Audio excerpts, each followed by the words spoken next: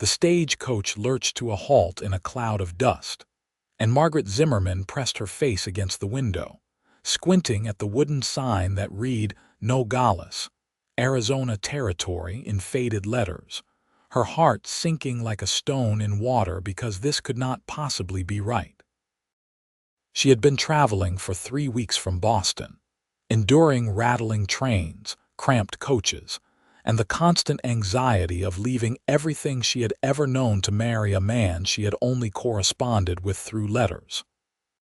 Samuel Morrison, a merchant in the town of Nogales, Arizona Territory, had seemed like a steady, respectable choice when she had answered his advertisement for a wife. At 23 years old, Margaret had found herself in desperate circumstances after her father's death left her penniless and alone, with creditors threatening to seize even the modest boarding house where she had lived her entire life. Marriage to a Western merchant had seemed like her only reasonable option, but the conductor had just announced Nogales as their final stop, and Nogales was supposed to be 50 miles east. Margaret gathered her worn carpetbag and stepped down from the coach, her practical gray traveling dress already covered in the fine dust that seemed to coat everything in this frontier territory. It was September of 1885, and the afternoon sun beat down with an intensity that made her Boston-bred skin prickle with heat. The main street stretched before her, a collection of weathered buildings that spoke of hard living and harder times. A saloon, a general store, a livery stable, and various other establishments lined the dusty thoroughfare. "Excuse me," Margaret said to the conductor, a grizzled man with tobacco-stained whiskers. "I was meant to go to Nogales. Why have we stopped here?" The conductor spat a stream of brown liquid into the dirt. "Nogales route got washed out 3 days ago. Flash floods. We are not going that direction until next week at the earliest. You want to stay on the coach, you can ride all the way back to Tucson with us, then catch another line next week." Margaret felt her throat tighten. She had exactly $4.37 to her name.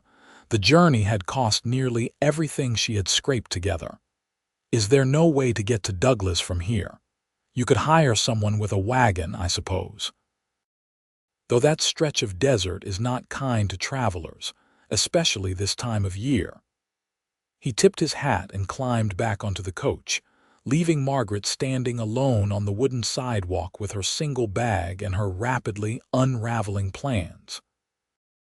She had no money for a hotel, no means to hire a wagon, and nowhere to go. The other passengers had dispersed quickly, seemingly familiar with this dusty outpost. Margaret stood frozen, fighting the burning sensation behind her eyes. She would not cry. She had survived her mother's death when she was 12, her father's slow decline, the humiliation of poverty, and the terrifying decision to travel across a continent to marry a stranger. She would not cry on a street corner in Arizona. "You look lost, miss." The voice came from her right, and Margaret turned to see a man leaning against a post outside the general store. He was tall, lean, and weathered in the way of men who spent their lives outdoors. His dark hair needed cutting, and several days' worth of stubble shadowed his jaw.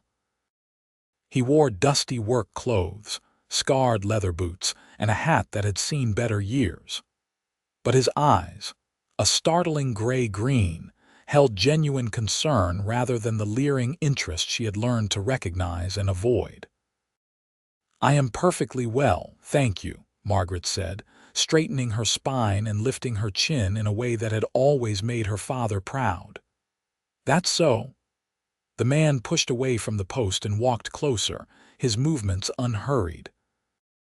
"Because you have been standing there for 10 minutes looking like someone just told you Christmas got canceled." Despite herself, Margaret felt a ghost of a smile tug at her lips. "Nothing quite so dire.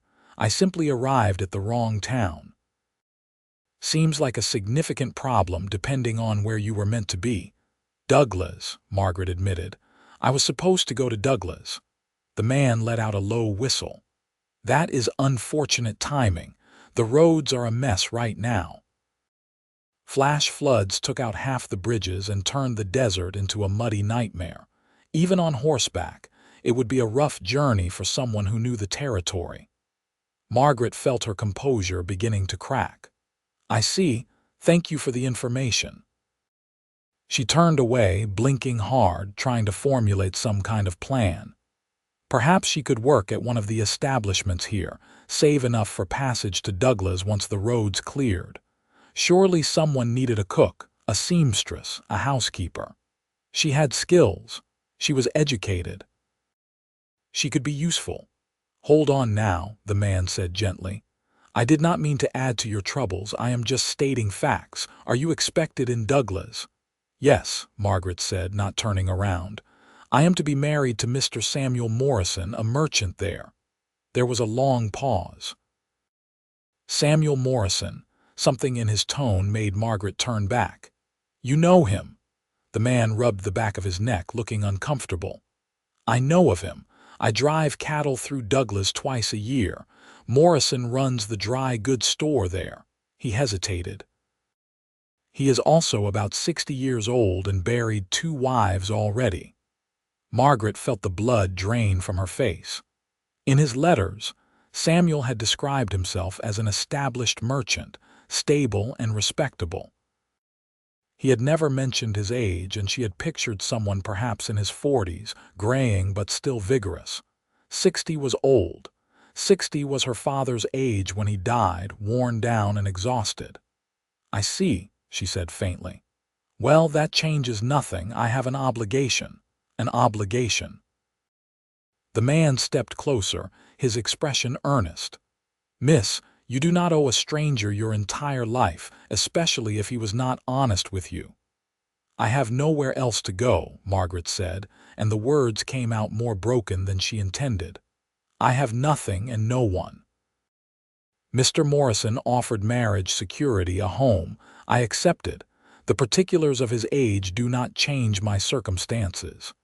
She watched something shift in the man's expression, a softening around his eyes.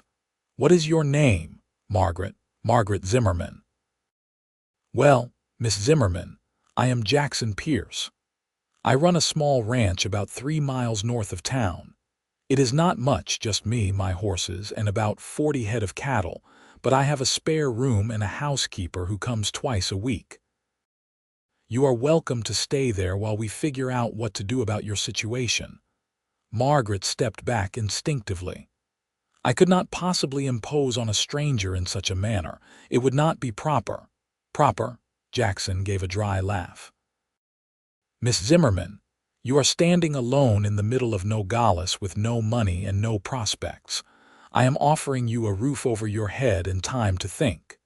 My sister Rachel lives on the ranch too, so there will be a chaperone. Nothing improper about it. You have a sister. Yes, she is 16 and meaner than a rattlesnake when provoked, but she is good company. She will be glad to have another woman around the place. Margaret looked up and down the dusty street, at the saloon where raucous laughter spilled out even in the afternoon, at the hard-faced men eyeing her with varying degrees of interest. She thought of Samuel Morrison, 60 years old and twice widowed.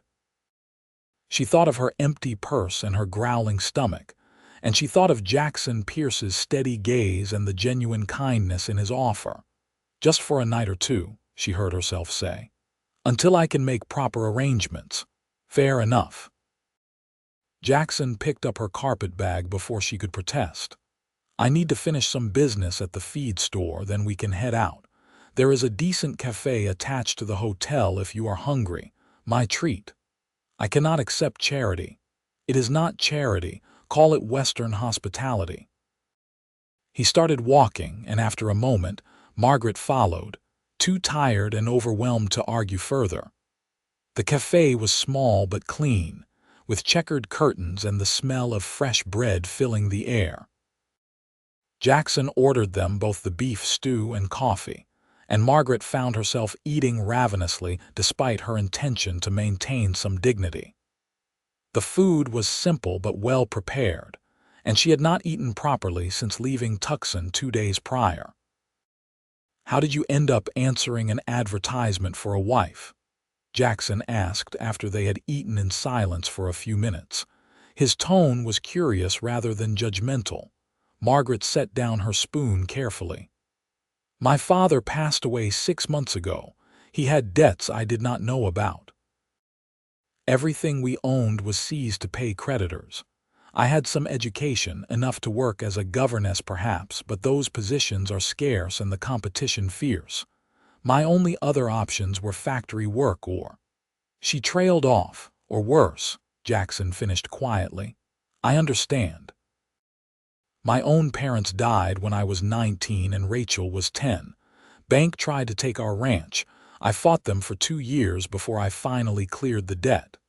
He took a sip of coffee. "Desperation makes us all do things we never imagined." "Why are you helping me?" Margaret asked suddenly. "You do not know me. I could be anyone." Jackson studied her for a long moment. "You could be. But I look at you and I see someone who is scared and trying not to show it.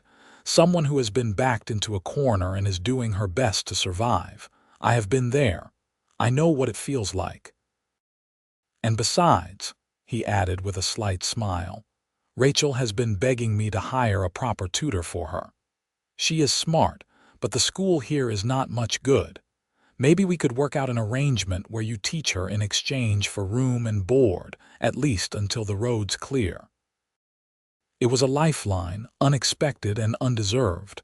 Margaret felt tears prick her eyes again. "I could do that. I am well educated. I studied literature, history, mathematics, French. Rachel would love that. She is always reading whatever books she can get her hands on." Jackson stood and placed money on the table. "Let me finish my business and we will head to the ranch. You look like you could use a proper bed and a decent night's sleep." An hour later, Margaret found herself sitting on the bench seat of a sturdy wagon, her bag at her feet, as Jackson guided 2 horses north along a rutted dirt road. The landscape was unlike anything she had ever seen in Boston. Mountains rose in the distance, their slopes covered with strange vegetation. The air was dry and hot, scented with sage and dust, and something else she could not identify. The sky stretched endlessly overhead, an impossible blue that seemed to go on forever. "It is so big," Margaret said softly, almost to herself. "The sky," Jackson glanced at her. "Yes, it is. Takes some getting used to if you are from back east. Rachel said she felt like the sky was going to swallow her whole when we first came out here. Now she says she cannot imagine living anywhere else." "Where did you come from?" "Missouri originally. My father wanted to ranch, thought he would make his fortune out here. He did not, but he loved this land right up until he died. Heart attack took him fast. My mother followed 6 months later. Doctor said it was pneumonia, but I think she just did not want to live without him." "I am sorry," Margaret said. "That must have been difficult." "It was. But we survived. We kept the ranch, built it up slowly. It is still not much compared to the big spreads, but it is ours. Nobody can take it from us now." They rode in comfortable silence for a while. Margaret found herself stealing glances at Jackson's profile. He was probably close to her age, perhaps a year or 2 older. His hands on the reins were confident and capable, his posture relaxed. There was something solid about him, something that made her feel safer than she had in months. The ranch, when it came into view, was modest but well maintained. A main house built of adobe and wood stood at the center, with a barn, a corral, and several outbuildings arranged around it. Horses grazed in a fenced pasture, and Margaret could see cattle in the distance. It was simple, rustic, nothing like the elegant townhouses of Boston, but there was something appealing about its straightforward functionality. A girl came running out of the house as they approached, her long dark hair flying behind her. She wore a simple dress and had Jackson's same gray-green eyes. "You are back, and you brought someone." The girl skidded to a stop beside the wagon, staring up at Margaret with open curiosity. "Who are you, Rachel Manners?" Jackson said, but his tone was affectionate. "This is Miss Margaret Zimmerman. She's going to be staying with us for a while and will be tutoring you." Rachel's eyes went wide. "Really? A real tutor with proper books and everything?" Despite her exhaustion, Margaret smiled. "If you would like.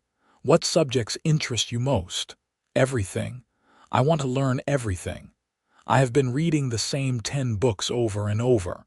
Jackson tries, but he is better with horses than with history. Rachel grabbed Margaret's hand as she climbed down from the wagon. "Come on. I will show you your room. It is not fancy, but it is clean and it has a real window." Margaret found herself being pulled into the house by an enthusiastic 16-year-old, and she heard Jackson laugh behind them. The interior of the house was simple but comfortable. A main room served as both kitchen and living area, with a large stone fireplace and furniture that looked handmade but sturdy. Rachel led her down a short hallway to a small bedroom. "This was supposed to be for guests, but we do not get many visitors," Rachel explained. "Jackson built the bed frame himself. The quilt was our mother's. I will get you some water for washing, and we can heat some for a bath if you want. Dinner is not for a few hours yet." "Thank you," Margaret said, setting her bag on the bed. "You are very kind." Rachel hesitated in the doorway. "Is it true you were supposed to marry some old man in Douglas, Rachel?" Jackson's voice called from the main room. "What? I am just asking." Rachel rolled her eyes. "Jackson thinks I am still a child who does not understand things, but I am 16. I understand plenty." Margaret sat down on the bed, suddenly feeling every mile she had traveled. "Yes, it is true. I answered an advertisement. He seemed respectable in his letters." "Are you still going to marry him?" "I do not know," Margaret admitted. "I suppose I should. I made a commitment." Rachel frowned. "That seems awful, marrying someone just because you said you would, even if they lied to you." She brightened. "Maybe you could just stay here instead." "I would love having you around, and Jackson could use the help. He is lonely, even if he will not admit it." "Rachel!" Jackson appeared in the doorway, looking embarrassed. "Stop pestering Miss Zimmerman and let her rest. She has had a long journey." Rachel grinned unrepentantly and slipped past her brother. Jackson lingered, looking awkward. "I apologize for my sister. She has no filter." "She is delightful," Margaret said honestly. "And lonely, I think. She must miss having a mother. She does. She does not talk about it much, but I know." Jackson rubbed the back of his neck. "Anyway, there is a basin and pitcher on the dresser.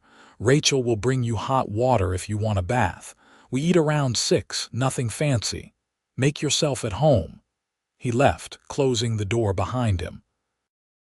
Margaret sat in the quiet room, looking around at the simple furniture, the handmade quilt, the window that looked out over the endless Arizona landscape.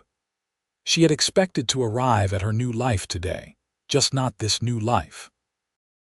Not this house, not these people, not this strange feeling of peace settling over her exhausted body. She washed her face and hands in the cool water from the pitcher, then lay down on the bed, intending to rest for just a moment. She woke hours later to the sound of voices in the main room and the smell of cooking meat. Disoriented, she sat up and saw that the light through the window had turned golden with late afternoon. She had slept for hours. Quickly smoothing her hair and dress, Margaret emerged from the bedroom. Jackson was at the stove, stirring something in a large pot while Rachel set the table. They both looked up when she appeared. "You are awake. We were going to let you sleep through if you needed it," Rachel said. "Jackson is making his famous chili. It is actually the only thing he can cook, so we eat it a lot. It is not famous and I can cook other things," Jackson protested. "I just happen to be good at chili." "You mean you can heat beans and fry eggs," Rachel countered. "That is not cooking, that is surviving." Margaret found herself smiling at their easy banter. "I can cook if you would like. I ran a boarding house with my father. I can make quite a few things." "Really?" Jackson looked hopeful. "That would be wonderful. I mean, if you want to, you are a guest." "A guest who is imposing on your hospitality. The least I can do is help with meals." Margaret moved toward the stove. "What ingredients do you have?" Dinner that night was pleasant in a way Margaret had not experienced in years. The chili was actually quite good, spicy and rich, served with thick slices of bread. Rachel talked non-stop about everything she wanted to learn, from advanced mathematics to French literature. Jackson was quieter, but when he did speak, his comments were thoughtful and often funny. Margaret found herself laughing more than once, the tension of the past weeks slowly unwinding from her shoulders. After dinner, Rachel insisted on showing Margaret her collection of books, which filled a small shelf in the corner of the main room. Margaret examined the titles with interest. Several dime novels, a battered copy of Shakespeare's plays, a book on astronomy, and a few primers on various subjects. "We can order more books from Tucson," Margaret said. "If you are serious about learning, we will need proper textbooks." "I am serious," Rachel said firmly. "I want to know things. Real things, not just how to cook and sew and be someone's wife." "Rachel wants to go to university," Jackson said from where he was cleaning up the dinner dishes. "I told her if she keeps up her studies and saves her money, there is no reason she cannot." "You would let her?" Margaret asked, surprised. Most men would have balked at the idea of educating a woman beyond the basics. "It is not about letting her. It is about supporting her." Jackson dried his hands on a towel. "Rachel is smart. She deserves the chance to use her mind. What good does it do to keep her here if she wants more?" Margaret felt something warm bloom in her chest. She looked at this cowboy, this simple rancher in his dusty clothes and worn boots, and saw something she had rarely encountered in the supposedly sophisticated men of Boston: genuine respect for a woman's capabilities. "That is remarkably progressive of you," she said quietly. Jackson shrugged. "My mother was the smartest person I ever knew. She could calculate cattle prices in her head faster than most men with paper and pencil. She taught me to read, taught me to think. I would be a fool not to see that women are just as capable as men, sometimes more so." Rachel beamed at her brother. "See? I told you Jackson was one of the good ones." Over the next few days, Margaret settled into a routine at the ranch. She woke early to help prepare breakfast, spent the mornings working with Rachel on lessons, helped with household tasks in the afternoon, and prepared the evening meal. Jackson was often out working with the cattle and horses, but when he was around, Margaret found herself watching him, noticing small things. The way he was gentle with the horses, speaking to them in low, soothing tones. The way he listened to Rachel with complete attention when she talked about her dreams. The way his eyes crinkled at the corners when he smiled. She told herself it meant nothing. She was promised to Samuel Morrison, and she would honor that commitment as soon as the roads cleared. But at night, lying in her small room, she found her thoughts drifting to Jackson instead of to the merchant waiting in Douglas. A week after her arrival, Margaret was in the kitchen preparing bread when Jackson came in, holding his hat in his hands. "I need to talk to you about something," he said, looking serious. Margaret's heart sank. "Of course. What is it?" "I rode into town this morning for supplies. There was a telegram at the general store." He pulled a folded paper from his pocket. "From Samuel Morrison. He had wired several towns looking for you." Margaret's hand stilled in the bread dough. "What did it say?" "He wants to know if you are here, and if you are still intending to come to Douglas. He says the roads will be clear enough for travel in another few days." Jackson set the telegram on the table. "I did not respond. I thought you should decide what to say." Margaret wiped her hands on her apron, staring at the telegram. She should feel relieved. Her future was still intact, still waiting for her in Douglas. But instead she felt a heavy weight settle over her. "I should go," she said quietly. "I made a commitment." "Is that what you want?" Margaret laughed bitterly. "I do not have the luxury of want. I have practical reality. Mr. Morrison offered marriage. He offered security. My feelings about the matter are irrelevant." "Are they?" Jackson moved closer. "Margaret, you have been here a week. In that time, you have taught Rachel more than she learned in a year at the local school. You have cooked meals that actually taste like something other than charred meat. You have smiled and laughed and seemed almost happy. Does none of that matter?" "Of course it matters," Margaret said, her voice breaking. "But it cannot last. This is not my home. These are not my people. I am simply passing through." "Why?" Jackson demanded. "Why does it have to be that way?" "Because I have nothing." The words burst out of Margaret before she could stop them. "I have no money, no prospects, no family. I am utterly dependent on the charity of others. At least with Mr. Morrison, I would be a wife, not a burden." "You are not a burden," Jackson said fiercely. "You have earned your place here. Rachel adores you. The house runs better with you in it, and I—" He stopped, running a hand through his hair. "I have come to care about what happens to you. The thought of you going to Douglas, marrying that old man, spending your life in a loveless marriage just for security, it makes me sick." Margaret stared at him. "What are you saying?" "I am saying do not go." Jackson stepped closer, his gray-green eyes intense. "Stay here. Keep teaching Rachel. Help with the ranch. Be part of this family."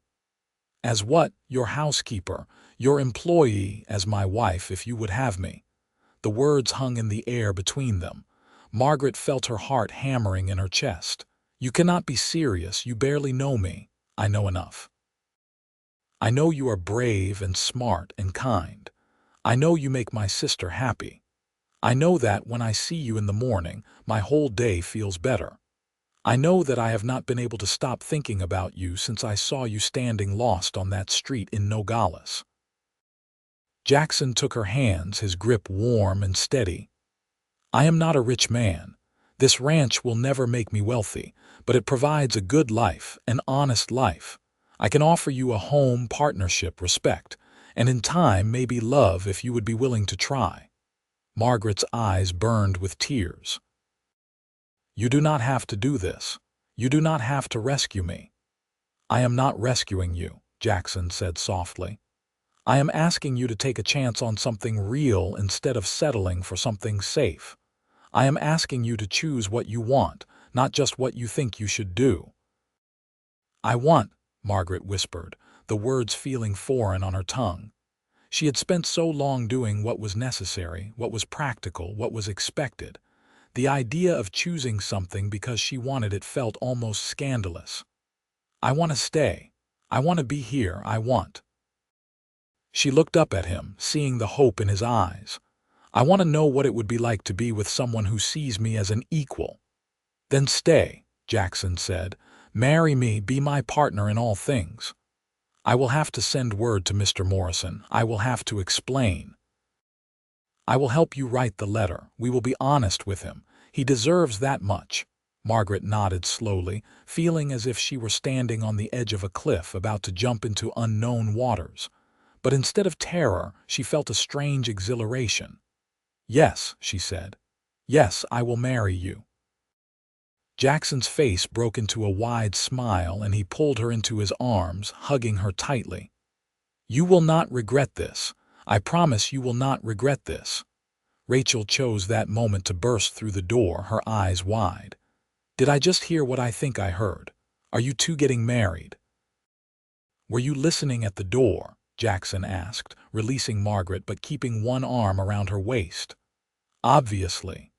This is the most exciting thing that has happened in forever." Rachel rushed over and hugged Margaret. "You are going to be my sister, a real sister. This is perfect." Margaret found herself laughing, overwhelmed by the sudden turn her life had taken. A week ago, she had been alone and desperate. Now she was surrounded by people who wanted her, not for what she could provide or what debts she could settle, but simply because they valued her presence. The wedding took place 2 weeks later in Nogales. It was a simple affair at the small church on the edge of town, with Rachel as Margaret's witness and the local blacksmith standing up for Jackson. Margaret wore a simple blue dress that Rachel had helped her sew from fabric Jackson bought at the general store. There were no flowers, no elaborate decorations, but when Jackson took her hands and spoke his vows, his voice steady and sure, Margaret felt more married than any fancy Boston ceremony could have made her feel. "I promise to respect you, to listen to you, to treat you as my equal in all things," Jackson said, his eyes never leaving hers. "I promise to work beside you to support your dreams and to build a life with you that honors both of us. I promise to love you from this day forward, as long as we both shall live."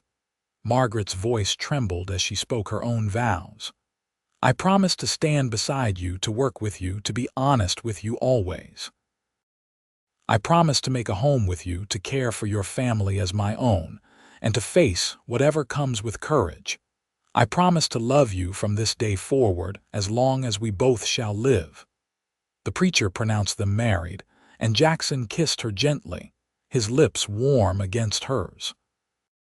It was Margaret's first real kiss, and it sent a thrill through her entire body. When they pulled apart, she saw her own wonder reflected in Jackson's eyes. They celebrated with a simple dinner at the cafe, the same one where they had eaten that first day. The owner, a kind woman named Mrs. Henderson, insisted on baking them a cake, which was lopsided but delicious. Rachel chattered excitedly about all the things they would do now that Margaret was officially part of the family. That night, Margaret sat on the edge of the bed in Jackson's room, which was now their room, her heart racing. She had some idea of what was expected on a wedding night, though her knowledge was vague and based mostly on whispered conversations she had overheard as a girl. Jackson entered quietly, closing the door behind him. "Are you nervous?" he asked, sitting beside her. "Yes," Margaret admitted, "but not afraid. Does that make sense?" "Perfect sense." Jackson took her hand, threading his fingers through hers. "We do not have to do anything you are not ready for. We have our whole lives ahead of us. I want to be your wife in every way," Margaret said, turning to look at him. "I just do not know exactly how." Jackson smiled, that warm, gentle smile that made her heart flutter. "Then we will figure it out together. That is what marriage is it not?" Figuring things out together, he kissed her then, deeper than the chaste kiss at the church, and Margaret found herself responding, her arms winding around his neck. The nervousness faded, replaced by curiosity and a growing warmth that spread through her body. Jackson was patient and gentle, guiding her through the intimacy with whispered reassurances and tender touches. There was some awkwardness, some uncertainty, but there was also laughter and sweetness, and a growing sense of connection that went beyond the physical. Later, lying in the darkness with her head on Jackson's chest, listening to the steady beat of his heart, Margaret felt a profound sense of rightness. This was where she was meant to be. Not with Samuel Morrison in Douglas, but here, with this good man who saw her as she truly was and valued her for it. "Are you happy?" Jackson asked quietly, his hand stroking her hair. "More than I ever thought possible," Margaret whispered. "Thank you for finding me that day. Thank you for giving me a chance." "Thank you for taking it," Jackson replied. "I meant what I said in my vows. I will spend every day trying to be worthy of you." "You already are," Margaret said, pressing a kiss to his chest. "You already are." The The months that followed were the happiest of Margaret's life. She threw herself into ranch life with enthusiasm, learning to help with tasks she had never imagined doing. She learned to ride a horse, though she was never as confident as Rachel, who rode like she had been born in the saddle. She learned to recognize different types of cattle, to understand the rhythms of ranch work, to appreciate the harsh beauty of the Arizona landscape. Her lessons with Rachel flourished. They ordered textbooks from Tucson and San Francisco, working through advanced mathematics, literature, and science. Rachel was a voracious learner, absorbing information like a sponge. Margaret found teaching deeply satisfying in a way her boarding house work had never been. She was using her education, passing on knowledge, shaping a young mind. But it was her growing relationship with Jackson that truly transformed her. He kept his promise to treat her as an equal, consulting her on ranch decisions, listening to her opinions, valuing her input. When they discussed expanding the herd, he asked for her thoughts on the finances. When they debated building a new barn, he incorporated her design suggestions. He never dismissed her or treated her as less capable simply because she was a woman, and he loved her. He showed it in 1,000 small ways. Bringing her wildflowers he found on the range, sitting beside her while she read in the evenings, pulling her into his arms for slow dances when Rachel played her guitar, making love to her with increasing passion and tenderness as they learned each other's bodies and desires. Margaret found herself falling deeply, irrevocably in love with her husband. She loved his quiet strength, his dry humor, his fierce devotion to his sister. She loved the way he sang to the horses when he thought no one was listening. She loved the calluses on his hands and the way his eyes crinkled when he smiled. She loved him with an intensity that sometimes frightened her, because she had not known it was possible to feel this much. One evening in December, as they were preparing for bed, Jackson pulled her close and kissed her neck. "I have been thinking," he murmured against her skin. "About what?" Margaret leaned back against him, enjoying the solid warmth of his body. "About the future, about our family." His hand settled on her waist. "Do you want children, Margaret?" She turned in his arms to face him. "I do, very much. Do you?" "Yes. I know Rachel is not mine by blood, but she is my daughter in every way that matters, but I would love to have children with you to see what we create together."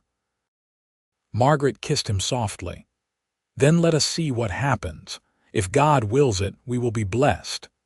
It took several months, but in the spring of 1886, Margaret realized her monthly courses had not come. A visit to the doctor in Nogales confirmed what she had begun to suspect. She was expecting a child. She waited until that evening when she and Jackson were alone to tell him. "I have news," she said, taking his hands as they sat on the porch watching the sunset. "Good news, I hope." "I think so. I am expecting a baby. In the fall, the doctor thinks."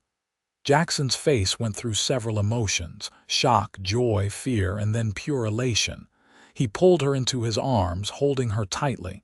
"A baby. We are going to have a baby. Are you happy?" Margaret asked, though she could hear the joy in his voice. Happy does not begin to cover it. Terrified, excited, grateful, all of that and more. He pulled back to look at her. "How are you feeling? Are you well?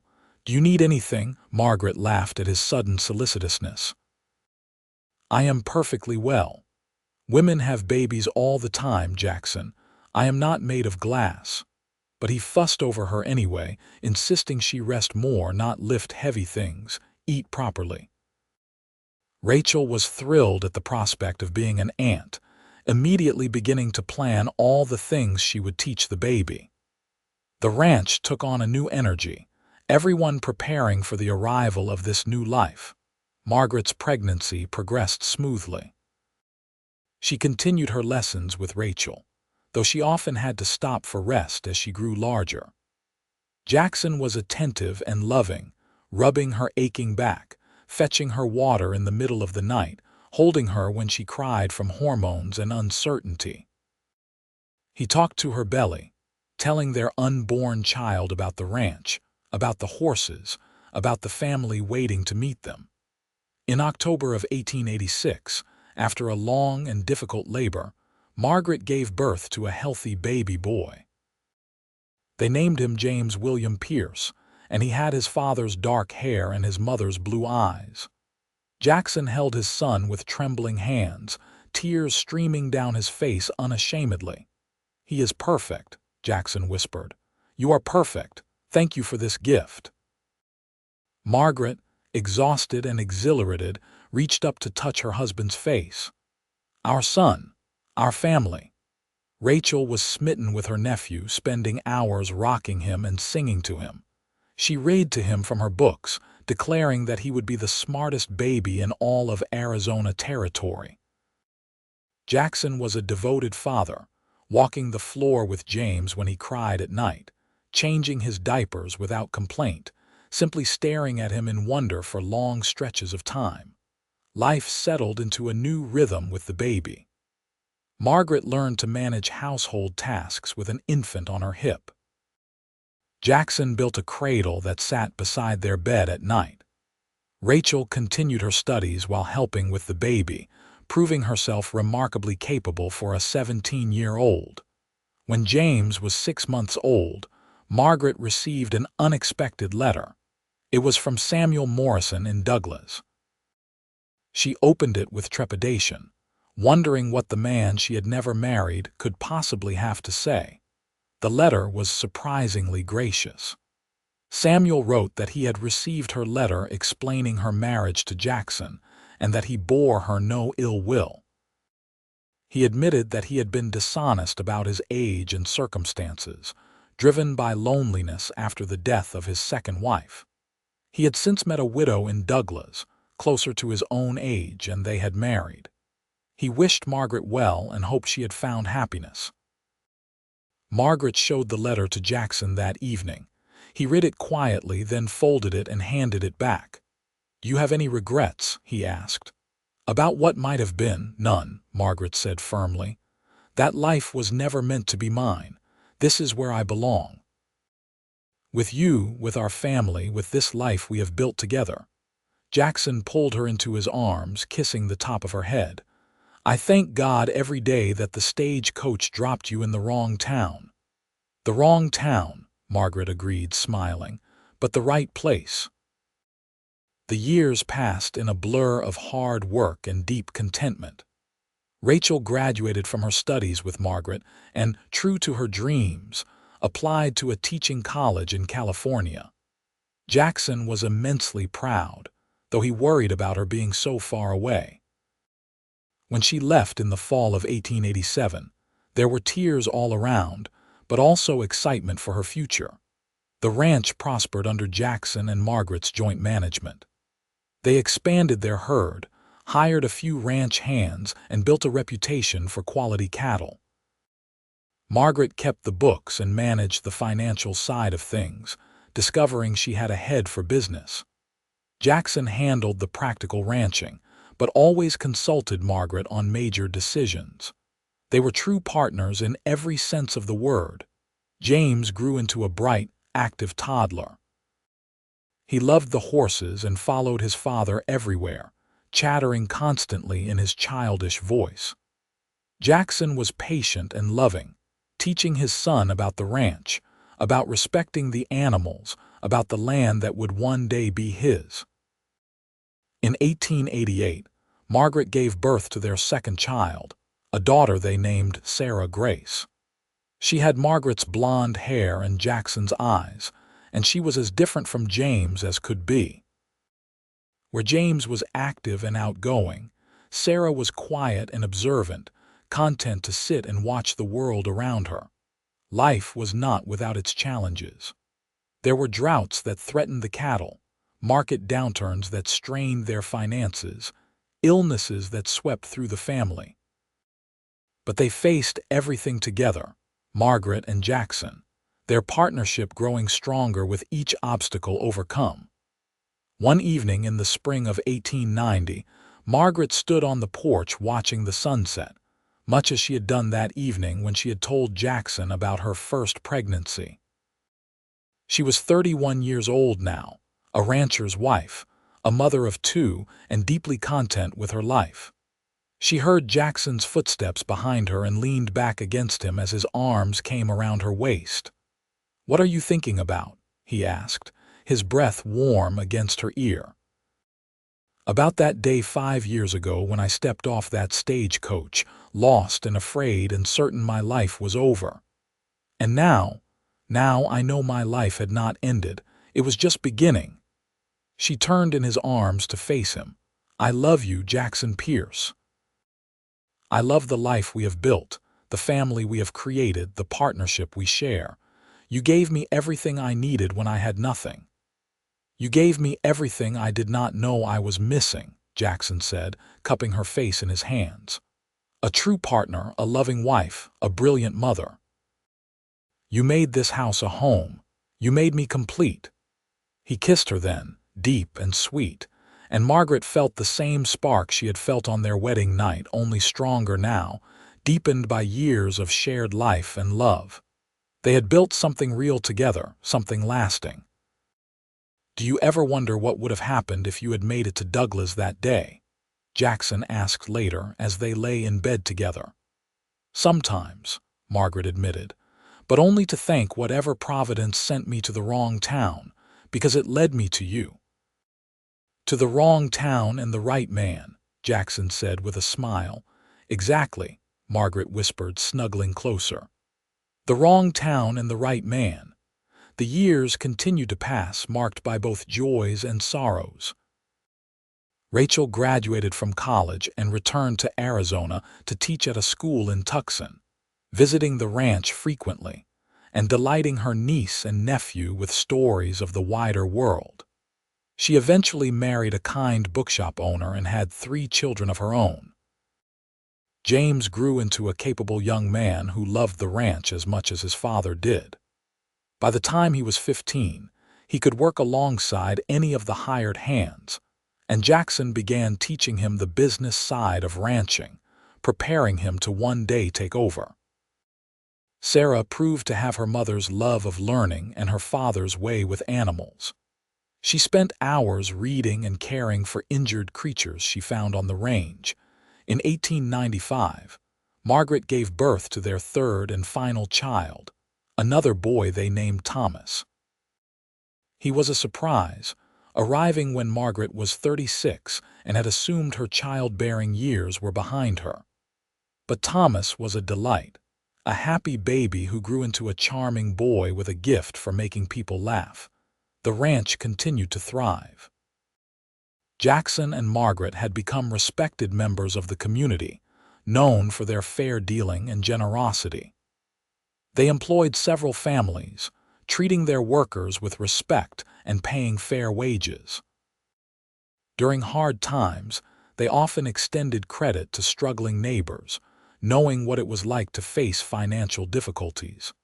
Margaret had also become known as the best cook in the county. She often hosted gatherings at the ranch, feeding ranch hands and neighbors alike from her abundant kitchen. She had finally mastered the art of desert cooking, learning to work with the ingredients available and creating meals that were both delicious and practical. On their 10th wedding anniversary in 1895, Jackson surprised Margaret by taking her on a trip to Tucson. They stayed in a real hotel, ate at fancy restaurants, and attended a theater performance. It was the first time they had been truly alone together since before James was born. "This is wonderful," Margaret said as they walked hand in hand down the main street of Tucson, looking in shop windows. "But I find myself missing the children, the ranch, our life." "Me too," Jackson admitted. "As nice as this is, I am ready to get back to our real life, the life we built." "No regrets?" Margaret asked, echoing his question from years ago. "Not a single one. You?" "Only that I cannot go back and tell that scared girl on the street in Nogales how wonderful her life will turn out." Margaret stopped walking and turned to face him. "I love you more now than I did 10 years ago, and I did not think that was possible." "Every year with you is better than the last," Jackson said, pulling her close despite the public street. "Every day I wake up grateful that you chose me, that you took a chance on a poor cowboy with nothing but hope and hard work to offer." "You offered me everything that mattered," Margaret said. "Respect, partnership, love. You saw me as I truly was and valued me for it. That is rarer and more precious than any amount of wealth." They kissed there on the street in Tucson, not caring who saw, two people deeply in love celebrating a decade of partnership and joy. The years rolled on, bringing changes and challenges. The Arizona territory was changing, becoming more settled and civilized. The Wild West of Margaret's early years was slowly fading, replaced by schools and churches and ordered society. Some lamented the change, but Margaret welcomed it. She had never loved the wildness, the danger, the unpredictability. She preferred the growing stability, the sense of community, the opportunities for her children. James married at 21, bringing home a sweet-tempered young woman named Emma who fit seamlessly into the family. They built a house on the far side of the ranch property and began their own family. Sarah attended the same teaching college her Aunt Rachel had, then returned to teach at the school in Nogales. Thomas, always the charmer, showed an interest in business and began helping his father negotiate cattle sales. In 1902, Rachel's husband died suddenly of a heart attack, leaving her a widow with 3 children. Without hesitation, Jackson and Margaret invited her to return to the ranch. Rachel moved into the guest room Margaret had first occupied 17 years earlier, coming full circle. She helped with the household, taught her nieces and nephews, and slowly healed from her grief. "I do not know what I would do without you both," Rachel said one evening as she, Margaret, and Jackson sat on the porch watching the sunset, a ritual that had become tradition over the years. "You are family," Margaret said simply. "This is your home as much as ours." "You know," Rachel said thoughtfully, "I never properly thanked you for that day Jackson brought you home. I was so excited to have a tutor that I did not realize what you were really giving me. You gave me possibility, Margaret. You showed me that women could be educated, could have dreams, could make choices. You changed my life." Margaret felt tears prick her eyes. "You helped change mine too. You welcomed me when I was lost. You made me feel needed and valued. We saved each other, I think." Jackson reached over and took both their hands. "I am surrounded by strong, brilliant women. How did I get so lucky?" "You chose well," Rachel said with a smile. "You saw Margaret standing there and recognized something special." "I saw someone who needed help," Jackson said. "But I got far more than I gave. I got a partner, a love, a life beyond anything I had imagined." Margaret squeezed his hand, overwhelmed with gratitude for this man who had seen her at her lowest and offered not pity but opportunity, not charity but partnership. In 1907, Sarah married the schoolteacher from Nogales and moved into town. Thomas, now 17, had grown into a handsome young man with his father's work ethic and his mother's intelligence. He was courting the daughter of a neighboring rancher, a smart girl named Lily who Margaret thoroughly approved of. James and Emma had given them 4 grandchildren, with another on the way. The ranch house often echoed with the sound of children's laughter as the grandchildren visited. Margaret, now 48, found herself in the role of grandmother and loved it. She read to the children, taught them to cook, told them stories of the wild days when Arizona was still a territory. Jackson, at 50, still worked the ranch daily, though he left more of the heavy work to the younger men. His hair had gone silver, and lines creased his face, but to Margaret, he was as handsome as the day they met. They still took walks together in the evenings, still sat on the porch watching sunsets, still talked for hours about everything and nothing. Their love had matured and deepened over the years, no longer the exciting newness of early marriage but something richer and more profound. They knew each other completely, the good and the bad, the strengths and the weaknesses, and loved each other not despite those things but because of them. They had weathered storms together, celebrated triumphs together, built a life together from nothing but determination and love.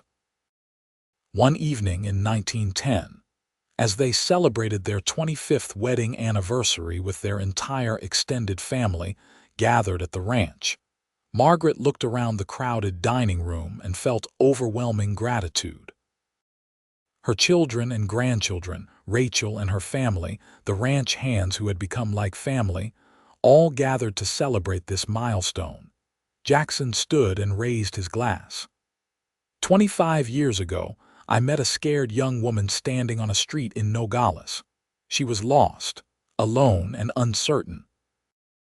I offered her a place to stay, thinking I was doing a kindness. What I did not know was that she would transform my life in ways I could never have imagined. Margaret, you made me a better man. You built this family with me. You turned a struggling ranch into a thriving home. Every good thing in my life traces back to that day I found you, or more accurately, the day you found me. His voice thickened with emotion. I love you more than words can express. Here is to 25 more years together. The room erupted in cheers and applause. Margaret stood and moved to Jackson's side, taking his hand. I was lost that day, she said, her voice carrying across the room. I thought my life was over, that I had nothing ahead but duty and sacrifice. But Jackson saw something in me I had not seen in myself. He offered me not rescue but partnership. He gave me not charity but opportunity. These 25 years have been the happiest of my life. Every day with you has been a gift. I love you, Jackson Pierce, more than I can say. They kissed to more cheers and applause, surrounded by the family and life they had built together. The years continued their steady march. In 1912, Arizona finally achieved statehood, and the family celebrated this milestone with the rest of the territory. Margaret, now 53, found it remarkable that she had lived through Arizona's transformation from wild frontier to established state. She had been part of that transformation, helping build communities, raise children, establish stability. Thomas married his Lily and took over management of the ranch's business operations, freeing Jackson to focus on the aspects of ranching he truly loved, working with the horses and cattle, improving the land, passing on his knowledge to his grandchildren. Margaret had officially retired from the heavy household work, though she still cooked for family gatherings and continued her voracious reading. She and Jackson had more time together now, time to simply be. They took rides across the ranch, Jackson pointing out changes in the landscape, Margaret marveling at the enduring beauty of the desert. They visited their children and grandchildren, delighting in watching the next generation grow. They sat on their porch in the evenings, holding hands, content in the comfortable silence of long marriage. On a warm evening in May 1915, exactly 30 years after Margaret had stepped off that stagecoach in Nogales, she and Jackson sat on their porch watching the sun set over the mountains. Margaret was 56 now, her blonde hair streaked with silver. Jackson was 58, his body bearing the marks of a lifetime of hard work but still strong and capable. 30 years, Margaret said softly. Can you believe it has been 30 years? Best 30 years of my life, Jackson replied, his hand warm around hers. Do you ever think about what might have been if things had gone differently that day? Sometimes, but only to be grateful they did not. Margaret leaned her head on his shoulder. I could have ended up in Douglas with Samuel Morrison, living a comfortable but empty life. Instead, I ended up here with you, living a rich and full life beyond anything I could have imagined. I think about that scared woman standing on the street sometimes, Jackson said. So brave, trying so hard not to show her fear. I knew immediately I wanted to help you. What I did not know was that you would become my everything. I loved you from the beginning, Margaret confessed. I did not recognize it at first. I thought I was just grateful, just relieved to have found safety. But it was love even then. You saw me, truly saw me, and valued what you saw. No one had ever done that before. I saw an extraordinary woman, Jackson said, turning to face her. I saw strength and intelligence and grace. I saw someone who deserved better than what life had given her. I wanted to be the one to give you that better life. You did, Margaret said, her eyes shining with tears. You gave me everything. A home, a family, a partnership, a love that has sustained me through everything. You gave me myself, Jackson. You helped me become who I was meant to be. Jackson cupped her face in his weathered hands. And you did the same for me. I was just existing before you came. Working, surviving, caring for Rachel, but not truly living. You taught me what it meant to live fully, to love completely, to build something meaningful. You are the best thing that ever happened to me, Margaret Pierce. They kissed then, softly and sweetly, a kiss that held 30 years of love and partnership and shared life. Around them, the ranch they had built together spread out in the gathering dusk. In the distance, they could see lights in the windows of James and Emma's house, hear the faint sound of their grandchildren playing. Thomas and Lily would be at their own home, preparing for the arrival of their second child. Sarah was in town with her family. Rachel lived in the guest house they had built for her, surrounded by her own children and grandchildren. It was a legacy, Margaret realized. Not just of land and cattle and material success, but of love and family and partnership. They had built something that would endure long after they were gone, something that would shape generations to come. I am so grateful, Margaret whispered, for all of it. For that stagecoach stopping in the wrong town, for you seeing me and offering kindness, for Rachel welcoming me, for this life we built together. I am grateful for every single moment. So am I, Jackson said, pulling her close. Every moment, every day, every year. I love you, Margaret.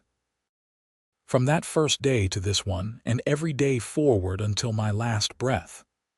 And I love you, Margaret replied, settling against his chest, listening to the steady beat of his heart. Always and forever. They sat there as darkness fell, wrapped in each other's arms, two people who had found each other against all odds and built a love that would last a lifetime. The wrong town had led Margaret to the right man, and together they had created something beautiful and enduring. It was more than either of them had dared hope for, more than either had thought possible, and it was theirs, earned through 30 years of love and trust and partnership. As stars began to emerge in the vast Arizona sky, Margaret thought about all the twists of fate that had brought her to this moment. A stagecoach that stopped in the wrong place, a kind cowboy who offered help, a choice to stay rather than go, a marriage built on respect rather than desperation. It had all led to this, a full life, a deep love, a family that would carry their legacy forward. She had been lost, and Jackson had found her. But more than that, they had found each other, two souls who fit together perfectly, building a life and love that would endure long after they were gone. It was, Margaret thought with deep contentment, the best possible ending to a story that had begun with fear and uncertainty, but had transformed into joy and love beyond measure. The wrong town, the right cowboy, and a love story for the ages.